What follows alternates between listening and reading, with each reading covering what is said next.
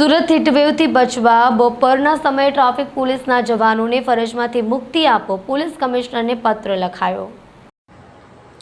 સુરતમાં કાળઝાળ ગરમી પડી રહી છે। ઓરેન્જ એલર્ટ જાહેર કરવામાં આવ્યું છે, ત્યારે તંત્ર દ્વારા હીટવેવને લઈને ગાઈડલાઇન્સ જાહેર કરવામાં આવી છે। ત્યારે જાહેર રસ્તાઓ પર ટ્રાફિક મેનેજમેન્ટને લઈને ઊભા રહેતા જવાનોને બપોરના સમયે ફરજમાંથી મુક્તિ આપવામાં આવે તેવી માંગ કોંગ્રેસના કલ્પેશ બારોટ દ્વારા પોલીસ કમિશનરને પત્ર લખીને કરવામાં આવી છે।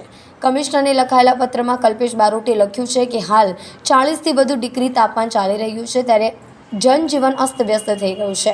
બપોરના સમયે રસ્તાઓ સુમસામ ભાસી રહ્યા છે, ત્યારે તબીબો પણ કામકાજ વગર ઘર બહાર ન નીકળવાની સલાહ આપી રહ્યા છે। ત્યારે ટ્રાફિક જવાનોમાં પોલીસ અને ટ્રાફિક બ્રિગેડના જવાનોને ગરમીમાં ફરજ બજાવવામાંથી મુક્તિ મળે, જેથી તેમની તબિયત પણ જળવાઈ રહે। કલ્પેશ બારોટ, મીડિયા કોર્ડિનેટર, સુરત શહેર જિલ્લા કોંગ્રેસ સમિતિ। હવામાન વિભાગે જે રીતે જાહેરાત કરી છે કે ગુજરાતમાં આવનારા 5 દિવસોમાં રેડ એલર્ટ જાહેર કર્યું છે, ત્યારે ટ્રાફિક પોલીસના જવાનો, ટીઆરબીના જવાનો આ કાળઝાળ ગરમીમાં જે રીતે રોડ પર ફરજ બજાવે છે તે માટે આજે મેં પોલીસ કમિશનર રજૂઆત કરી છે કે ગરમીને ધ્યાનમાં લઈને હાલ પૂરતું 12 થી 4ના સમય દરમિયાન ટ્રાફિક પોલીસ અને ટીઆરબી જવાનોને ફરજમાંથી મુક્તિ આપવી જોઈએ।